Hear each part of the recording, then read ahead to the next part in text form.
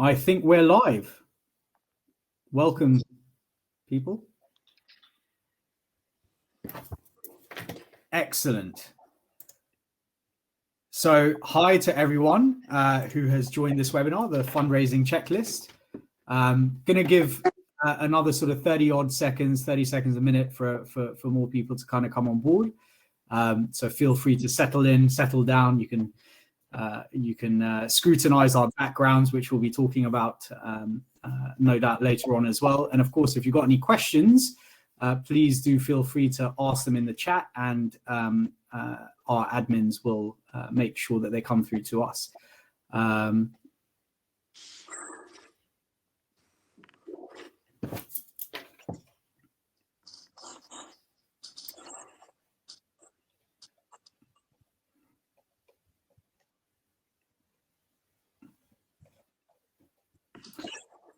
We will also, for those of you who have just joined, we will be having a couple of polls, running a couple of polls, which you will see in your kind of chat section.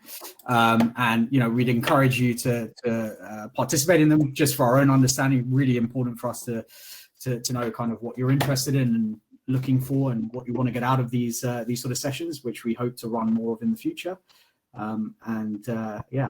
Again, feel free to ask any questions via the chat panel. Those will come through to us after you put them in.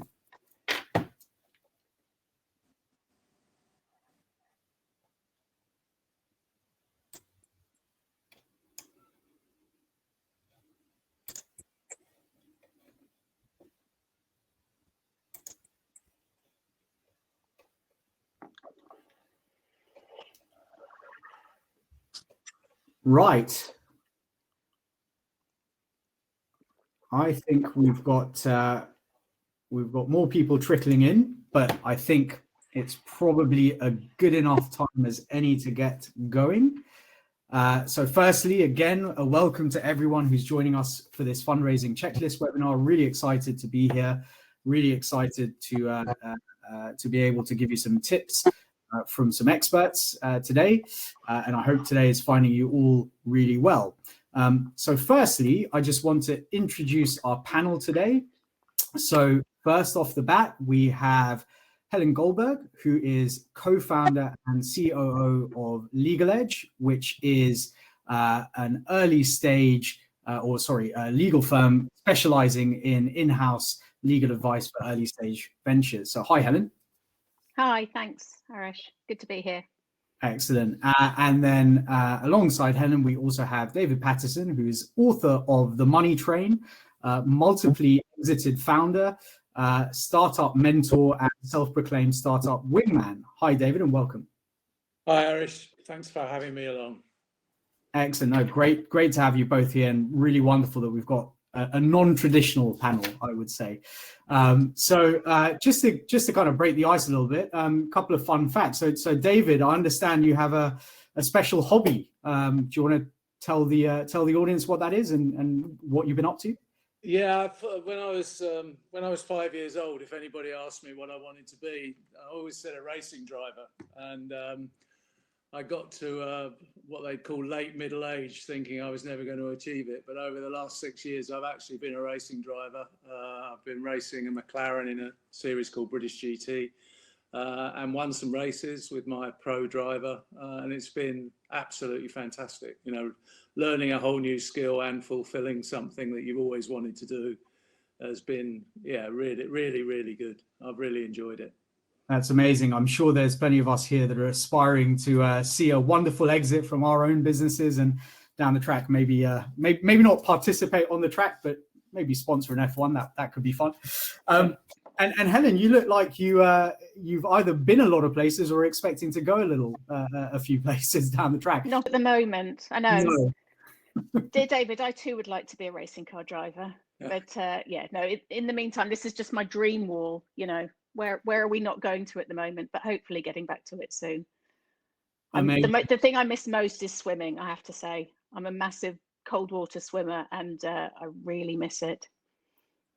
That's incredible. I have to say, I mean, I used to swim a lot myself. The one thing that's kept me sane throughout this whole period is I've been running every day. So I completely get it. And in fact, I think during the cold snap that we went through just a couple of weeks ago, where I had to run indoors on the treadmill, it was a very, very different experience than going outside.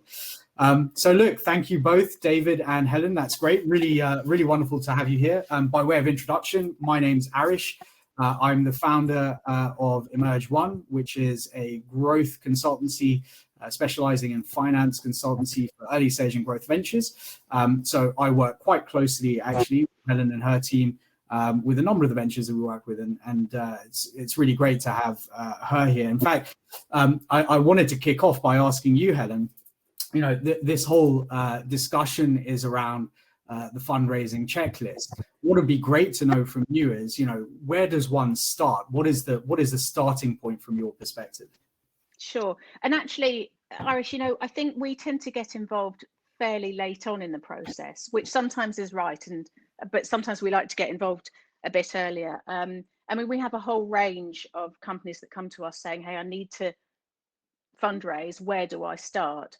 Up to, hey, I've got the term sheet, I found my investor, we've agreed the deal, let's get it papered. So, you know, it's an interesting range, but if you're very early on, then there are some things that I often talk about with founders at the very beginning. So, you know, I start at the beginning, which is, are you sure you want to fundraise? Are you sure you want to, you know, is there anything else that you can do instead?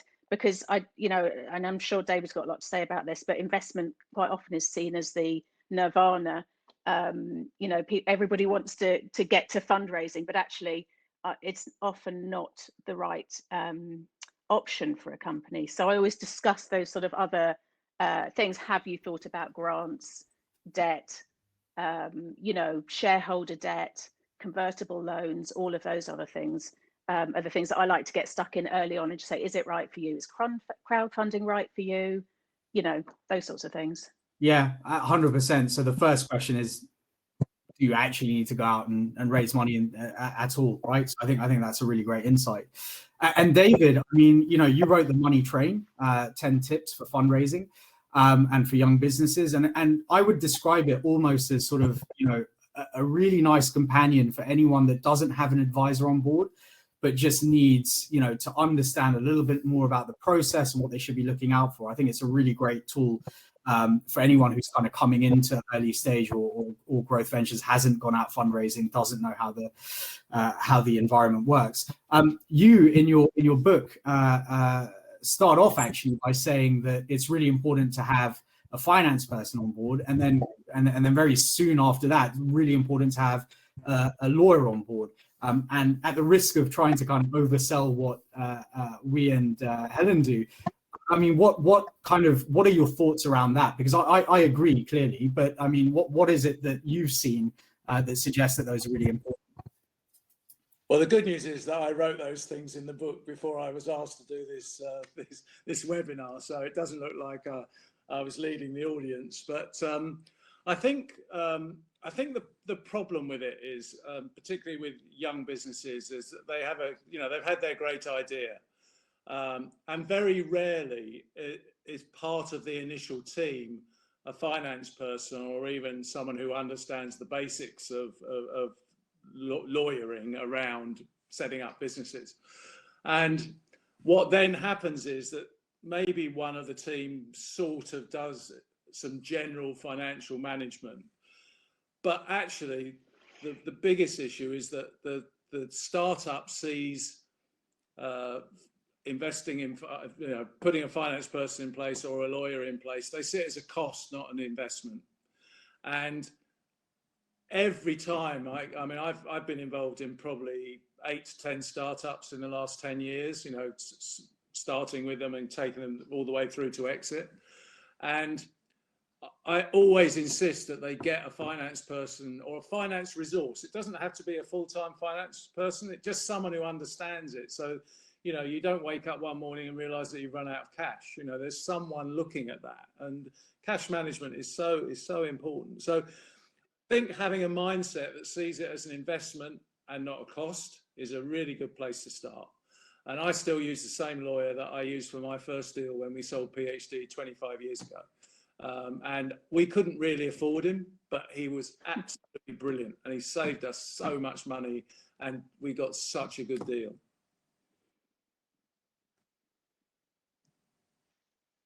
Agree on the sort of investment, not cost. And in fact, actually, interestingly, I'm going to be fundraising for one of my own businesses fairly soon. And the first call I made was actually to Helen. So, you know, I've learned myself that it is a really, really important. Really? Yeah. No, look, I mean, it's a really important thing to think about, you know, far in advance when we talk about, and we will do down the track potentially, you know, about data rooms and so on.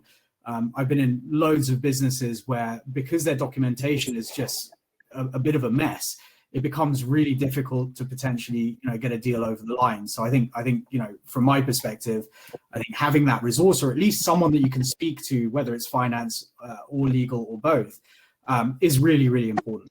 I think, you know, in the US, you know, I've spoken to firms out there, and the standard kind of practice is when you launch your business, you launch it with a lawyer. Like, you know, they incorporate and they kind of work with you all the way through to exit, which is not the norm here in the UK, which is no.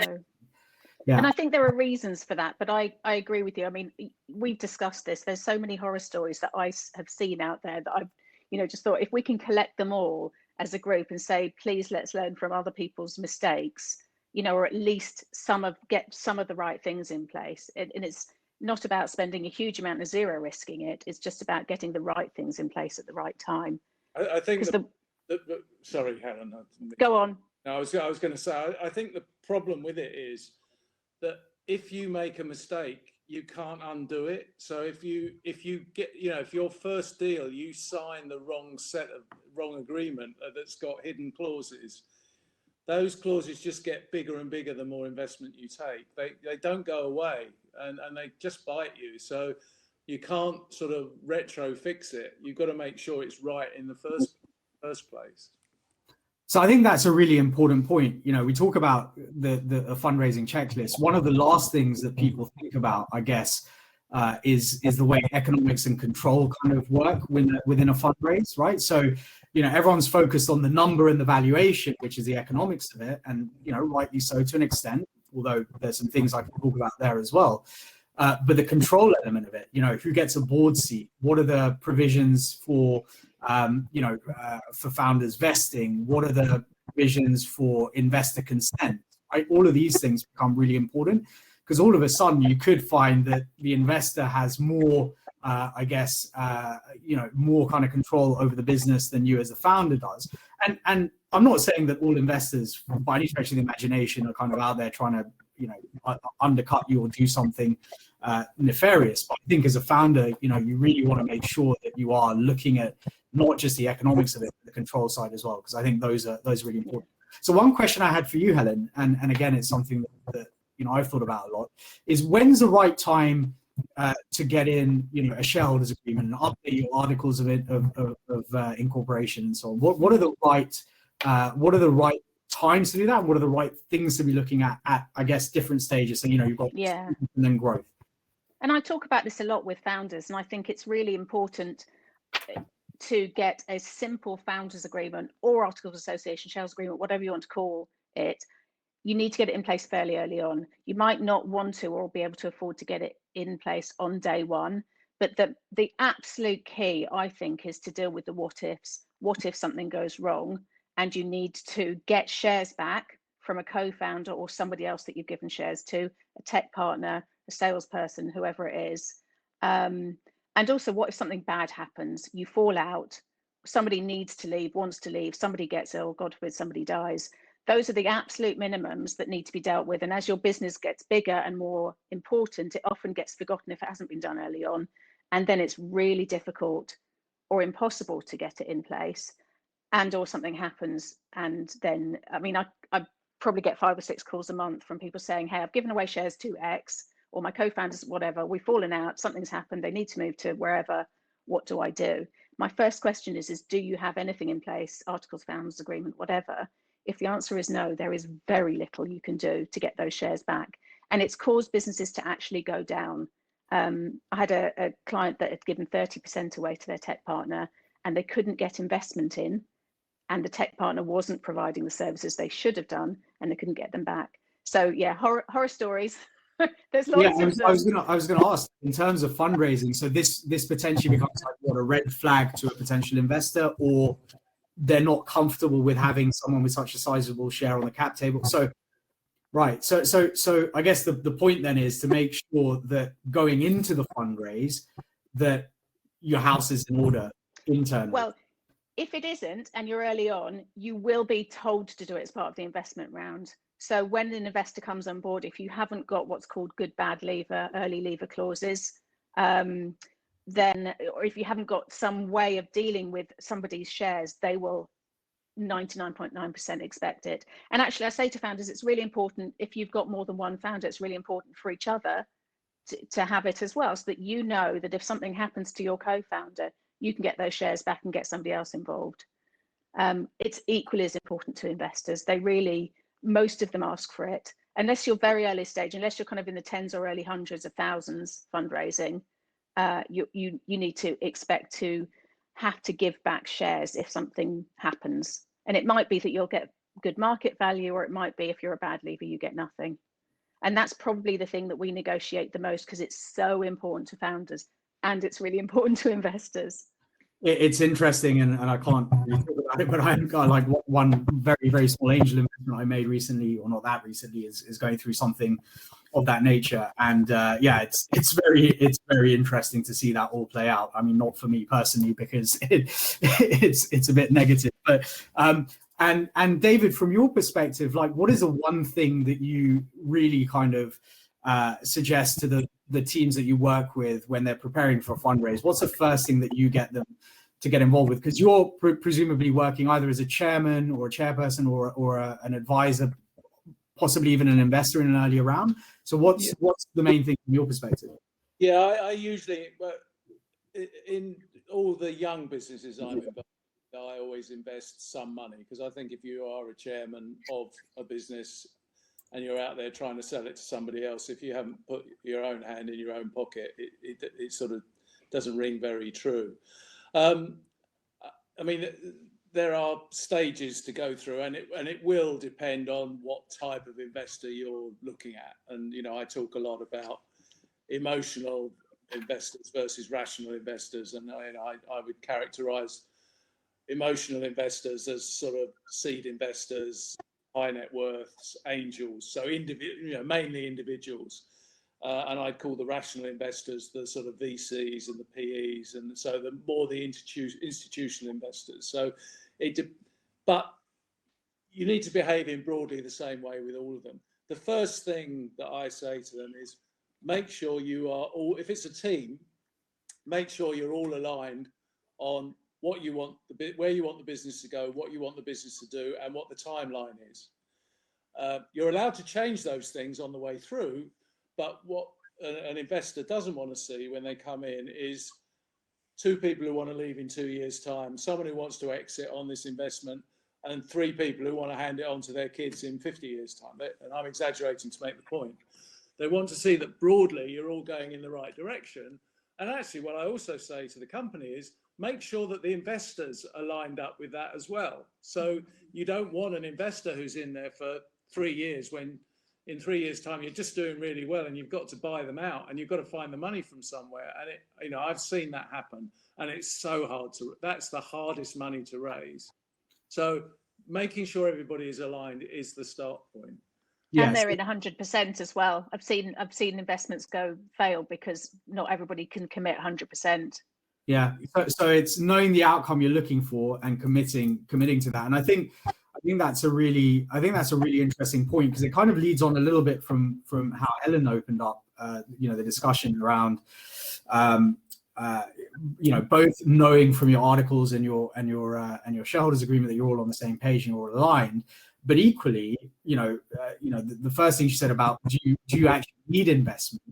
The second part of that is, if you decide that yes, you do want investment, who are the right investors to look for? And I know you talk about this a lot in your book, David, but I often spend a lot of time working with ventures and explaining to them why venture capital, as an example, isn't necessarily the right type of funding for them, right? So part of the checklist for me is, yes, we need funding. What is the most appropriate type of funding? Because, obviously there is angel investment, there is now revenue-based financing, there is now crowdfunding, and then there's venture capital, as we know. And I think what a lot of certainly first-time founders and earlier stage founders don't realize is that venture capital as an asset class, that venture capitalists are really interested in one thing, which is returning their fund.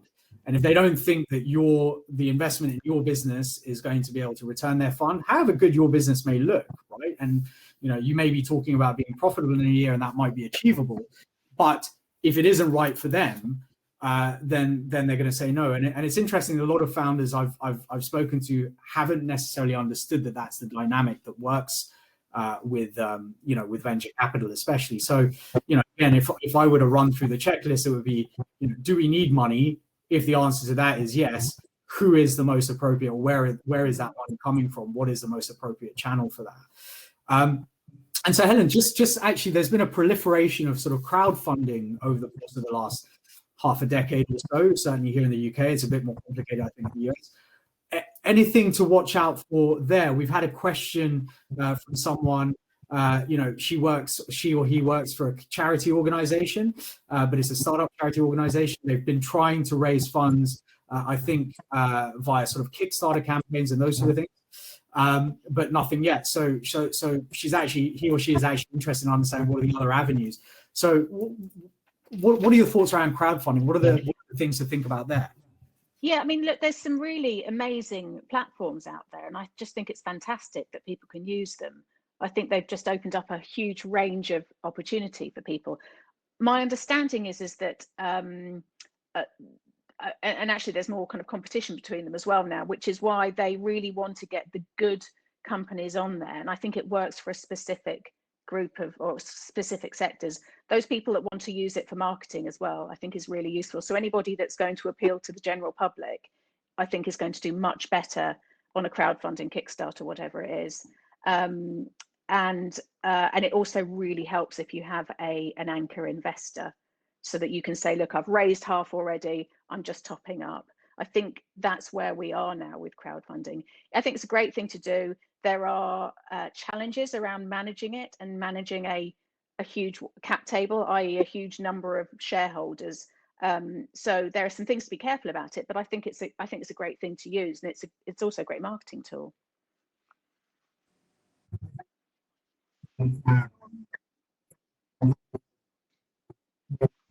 Marketing tool more than anything else. I think it's sort of a investor of last resort if you're not able to find funds from elsewhere, but otherwise you should be looking at it as something to top up rather than replace like a traditional fundraise. What I have noticed, and I'd be interested, David, if any of the ventures that you've worked with have gone through the process, is that there's actually quite a lot of diligence required when you're setting up a crowdfund campaign, because you need to have, again, shareholders agreements and articles of association in place and updated. You need to have backup for any sort of forward-looking commentary that you've made, and falls under kind of FCA regulations. Are there any sort of thoughts you have, David, in terms of critical pieces of documentation that a startup needs to have in place when they enter the fundraising kind of game, whether that's a traditional sort of investor-led approach or whether that's a crowdfund? My personal view is that you should run your company as if you are about to go into an investment round, even if you never go into an investment round. Set up a data rooms are so easy to set up now because they're all on the cloud and they're all virtual. When I set up PhD, I'm afraid it was still all paper, and we had filing cabinets and all that sort of stuff. The last couple of exits I've done, we've set up the data room from scratch. So from day one, the articles went straight in there, client contracts, staff contracts, the photocopier contract, insurances, all that sort of stuff.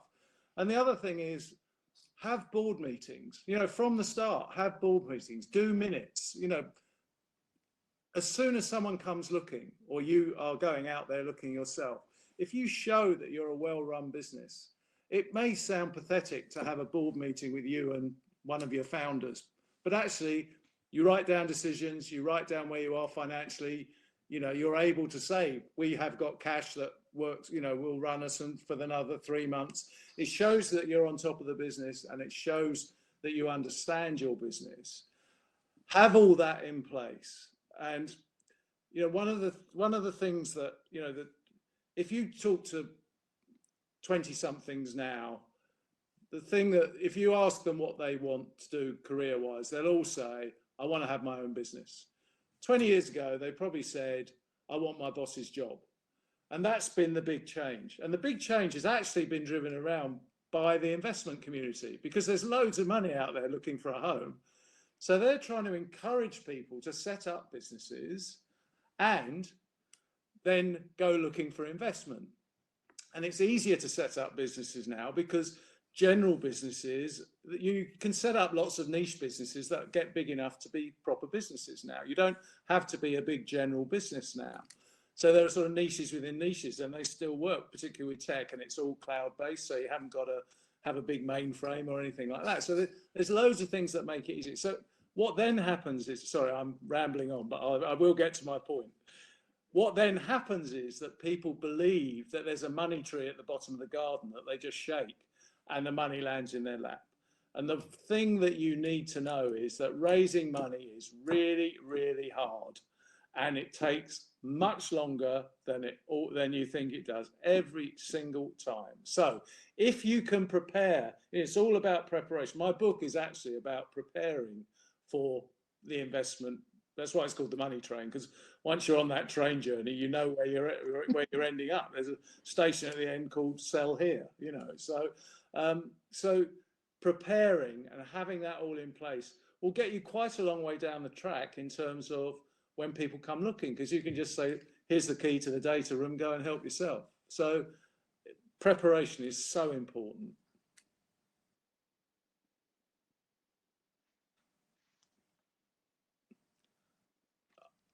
I can't hear Aarish. Can you? You, Aarish. I turned my mic off to stop myself from talking. Then you're on mute. Yeah, I'm not sure. Is this the board meeting of, of somewhere else? What I was saying, sorry, was that the other really important thing in what you just said there, and definitely top of my checklist, is give yourself the time.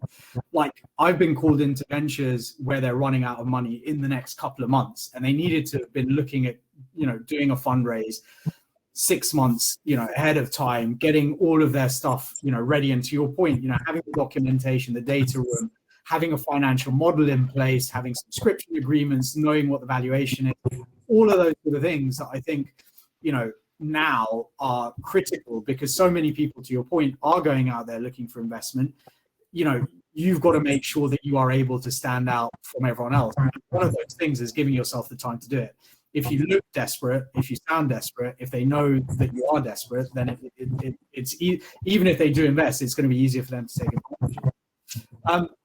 So Helen, I mean, let's say you're progressing, you've got a term sheet on the table, and for those that don't know, a term sheet is I guess an offer of investment, and the basic terms that will come under from an investor, whether that's an angel or a VC or someone else for that matter.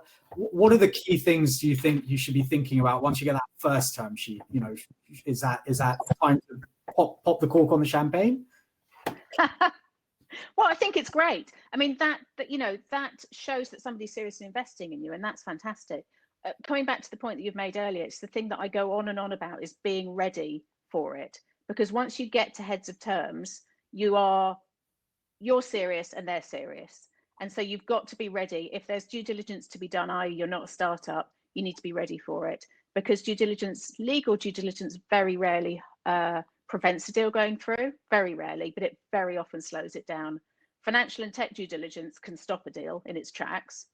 Legal doesn't generally, but just be ready for it so that you can, as you say, David, press the button and off you go. The heads of terms are brilliant because it means you've got somebody interested in you. For me, it's the most important thing. And I like to just see up front what is being offered and talk that through with the founders and say, look, we think that's typical, or we don't think that's typical.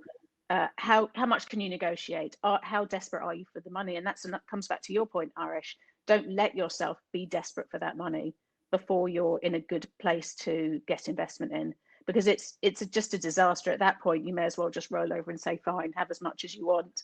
But the important thing, I think, is to get from heads to closing and getting the money in as quickly as you can. So you really need to get your heads, get on the phone with your advisors and your investor and say, right, these things are fine, these things we're not happy with, what can we move to? And then let's get the documentation sorted out and signed as quickly as possible. That's key. And I think, again, documentation signed and kind of money in bank, one of the things that I've seen can be really problematic, and especially if you've got a large cap table, a lot of investors or a lot of shareholders on the cap table, is getting your resolution signed off. So, making sure that you've got the requisite consent.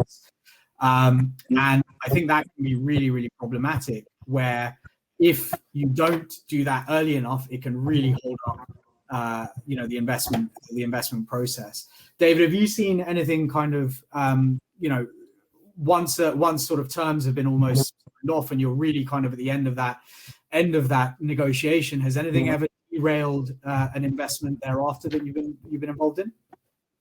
Yeah, I mean, I'll talk about that in a second, but actually what I'm finding seems to be happening more and more is that a lot more attention is now being placed on the heads of terms, and actually there's more negotiation around that now. It used to be just, here's the valuation and here's a couple of things that we're worried, that we insist on, but those, and it used to be 2 or 3 pages, sometimes that's now 12, 15 pages, and actually that shortens the gap between, so it takes longer to get the heads of terms sorted, but it shortens the gap between that and closure.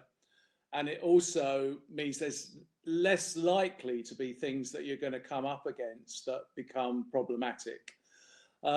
Where I have seen, and in fact I was chairman of a business that this happened to, because raising money is so distracting, it can sometimes have an effect on the performance of a company, because eyes are off the ball, particularly a sales-driven business with a relatively small number of people in it. And actually, I promise I won't keep saying it's in, I mentioned it in my book, but we went for a very high valuation. And I think in hindsight, if we'd gone for a lower valuation, the deal would still have gone through. But because we had such a high valuation, and then there was a slight blip in the performance of the company, even though we got to heads and they'd spent money on some due diligence and, and legal fees and all that, which all comes out of their money, not out of their investors' money.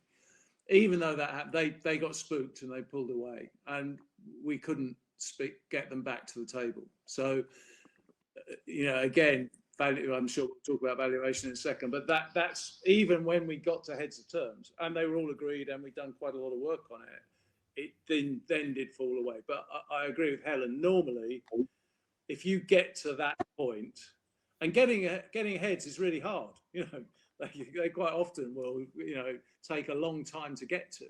But if you get to them, and usually it's like a bit of a gentleman's excuse me, after you. If you've got 2 or 3 people interested, no one wants to be the first one to give the heads. But if you get to the heads, I would say 90% of the time you will get the deal done, unless as Helen said, unless something comes out in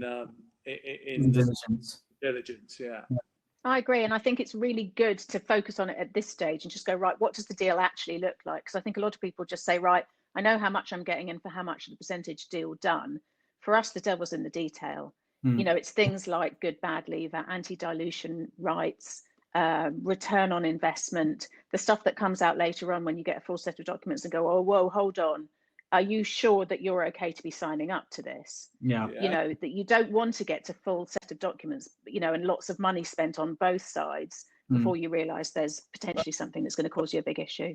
But that's why a good lawyer is so important, because, it strikes me as so unfair that with young businesses, they are at their most inexperienced in this market, particularly if they're dealing with institutional investors who are really experienced and know how to do a deal, and they know how to slip preference shares or loan to equity deals or whatever into a document. And if you don't know what you're looking for, it'll all feel a bit gobbledygookish.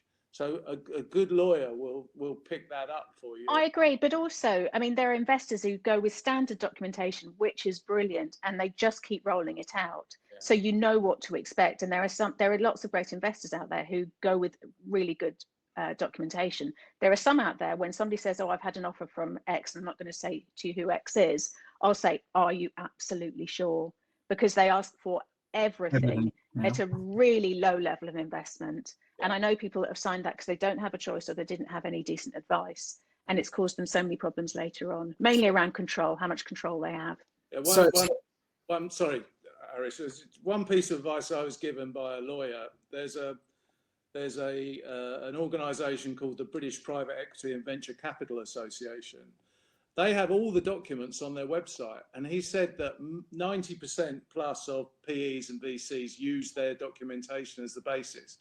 But to his knowledge, not one founder or company looking for investor has gone to that website to look at the documents they can expect to see. So it's there to be looked at. You know? So I was going to say I was going to take your place and say actually in your book I recall reading that the BBC actually has this documentation. We're going to take brilliant. No, it is. Sorry. No, it's really good, and I would encourage people to have a look at the site and understand what's on there. And so we've got a question from Sabine about how to go about finding angels, and I think she's asking, pre-COVID you could go to networking events and meet people, but now everything is sort of cold contacting and isn't successful, or it's like looking for a needle in a haystack. I think my answer to that, Sabine, is that online networking is still possible, and certainly I've built my network of angels and VCs really through LinkedIn and through Twitter and through kind of conversations and introductions. So I think there is still the opportunity to do that, but I think angels especially can be harder to kind of get directly in front of. There are a number of angel sort of organizations and networks that are quite public, and like I think there's a UK Business Angels, there's a London Angel Network, but as with everything, I mean, one thing that I tell all the founders that I work with is that fundraising is a sales process. So it is about identifying leads, investors, and then finding ways into into them, as if I can put it that way, and then figuring out how to convert them. I mean, Helen, do you have any do you get involved where the venture is still looking for that investment and sort of assist them with that process, or is that something? Do we? Yeah, we get asked a lot, and I think I generally won't refer people, but I'll talk a lot about the different investors that we see involved with our clients. And what I think is really interesting is that the sector has become so developed now that it is becoming sector specific. So if you're looking for investment into a SaaS business, there are investors who only invest in SaaS.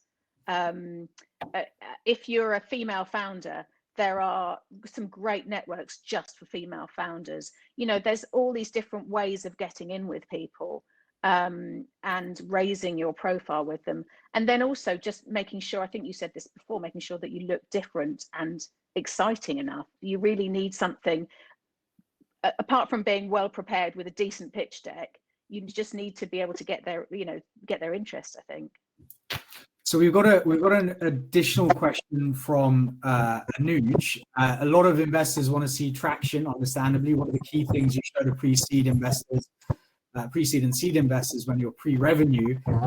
From a finance perspective, the thing to show from my perspective is always you want to have a plan and a model in place that one can understand the thought process that you've gone through to derive the model. So, saying here's a big market, I'm just going to attack X% of that doesn't kind of cut it for a lot of investors. You need to really show that you've thought through how you're going to acquire customers, how long it's going to take you to do that, and how that kind of builds over time. And then the second thing I would suggest in terms of traction is there are still ways of getting traction without having a product out in the market or even having revenue. So it's about what's the interest that's been shown, how many downloads potentially, how many kind of inquiries via your web form, what sort of visits to your page, what sort of social media kind of presence, etc.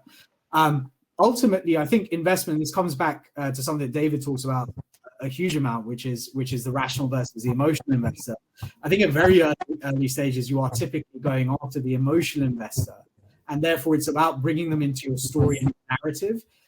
So it's not about metrics per se, but it's about giving them, the confidence that I think, the confidence that what you're doing and that you can build the business.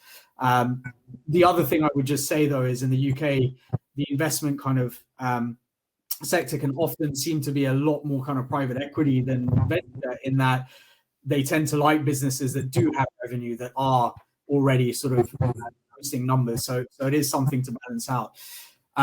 David, any sort of thoughts from your side for pre-revenue or seed businesses? Yeah, well, interesting, particularly with angels. I saw some data recently which showed that actually the number of deals through private equity and venture capital went down last year, but actually the number of deals with angels that they could report on went up significantly. So the good thing in the UK is we've got SEIS and EIS, which are two fantastic things for investors. The tax breaks, particularly on SEIS, are fantastic. I agree with you, Aarish, that being in sales mode the whole time is what you need to be doing. You have got to be telling people what you're doing and what you're looking for money for, and why you're looking for money.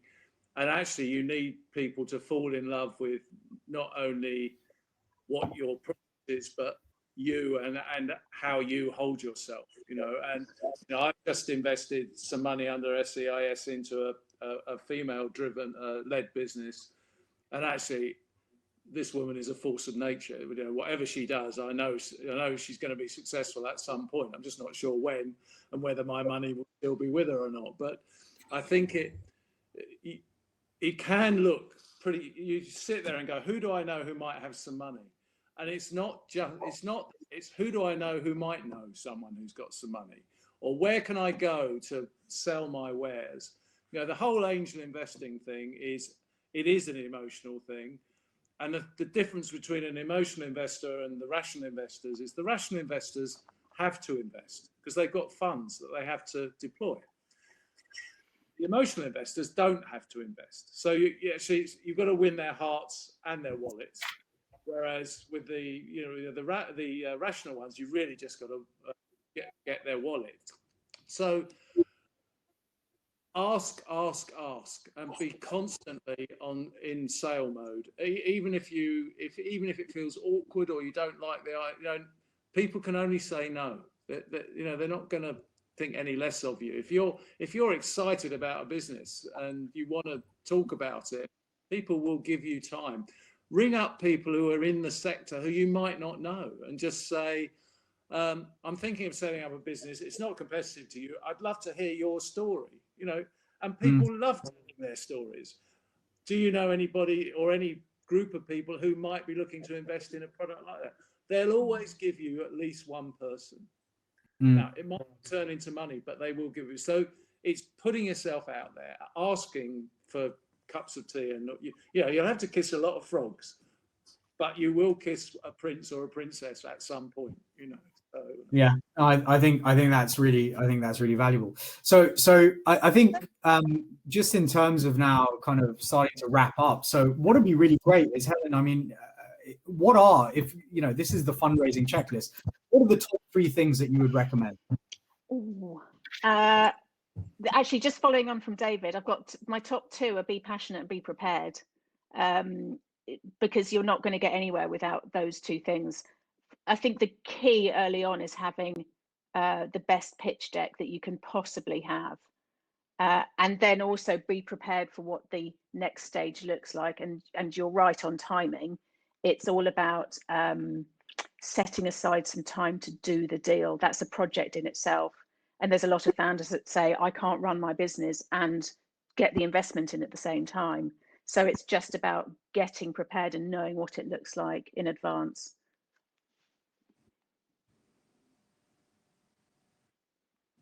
You're on mute, Aarish.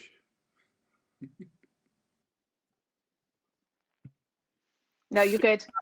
Okay. And from you, David, what would be your top three as well? Well, I've actually got four, so I hope you'll forgive me. But yeah, no, I can handle four.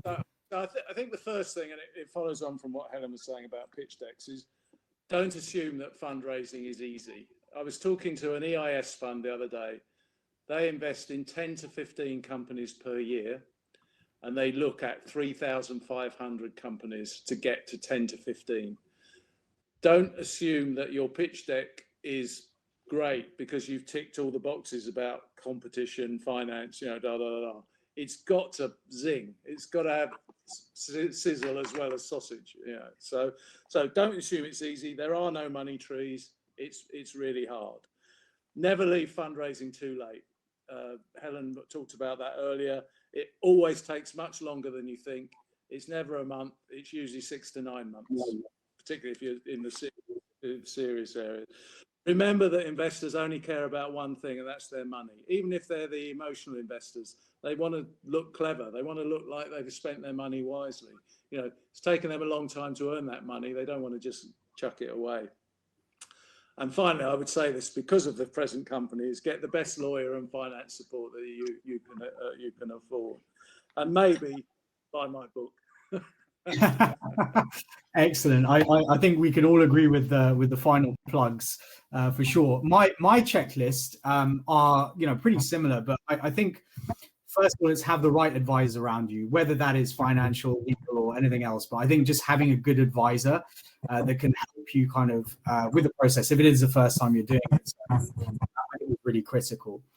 Secondly, run it as a process. So make sure that you are tracking where you are at. Have you got your pitch deck ready? Have you got your model ready? What are the other things that you need to tick off before you actually approach an investor? Once you approach the investor, what are the things that you need to do? Follow up on emails, follow up on requests that come back from them. So be really prepared. Don't take a scattergun approach to it. And I think from what I've learned, it is really about making sure that you have the legal side of things covered off properly. I mean, as some of the work's kind of on the financial side of it, obviously we take care of the model and so on, and when we get involved in the legal side as well. But actually, I can't underestimate how important it is to have the right documentation at the right time from the right people and the right scrutiny. So those would definitely be my top tips on that. So I'm going to pause there for a second and just throw it open to our kind of audience and see if there's anyone who has any additional kind of questions or comments. We had a top tip from Gideon. Thank you, Gideon. Saying don't spend any money building anything until you know your customers will buy it. Get it in writing. Interest from a credible potential customer, way easy to raise money. I think definitely I understand and agree with that. But is there anyone else who has any questions or any comments?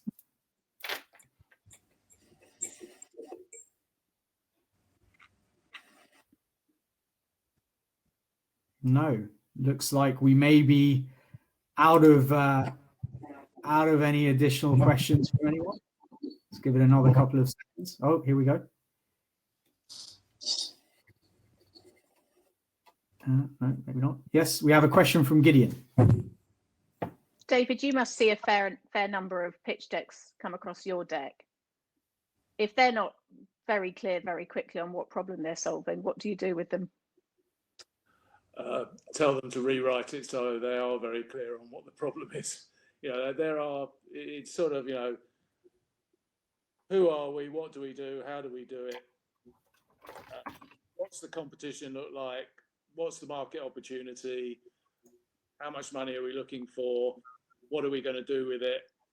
What do the financials look like? So that's the sort of, in my mind, that's the basics. So that's 8 or 9 charts. And then you've got 3 charts to really make it sing. And what, why are we different to everybody else?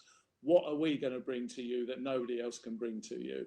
Why are we the best team of people that there are in this space? It's that sort of stuff. And also, what are our ambitions? Where are we going to get to? What's our exit plan? Particularly if you're talking to the institutions, because they want to know what, they've usually got a 10-year lifespan, the funds. And if you're coming in late into a fund in, say, year 3 or 4, then it's probably 4 or 5 years. So you need to be mindful. But so I think one thing on the pitch deck that I would also add is, I've seen way too often 40-page pitch decks. Less is more. Keep them sort of really tight, concise. Don't overfill them with information. And remember that the pitch deck is just the foot in the door. It's what you use to have a conversation. It isn't the conversation itself. So remember that. We've got a question here from Gideon, which I think actually is something David will no doubt want to answer.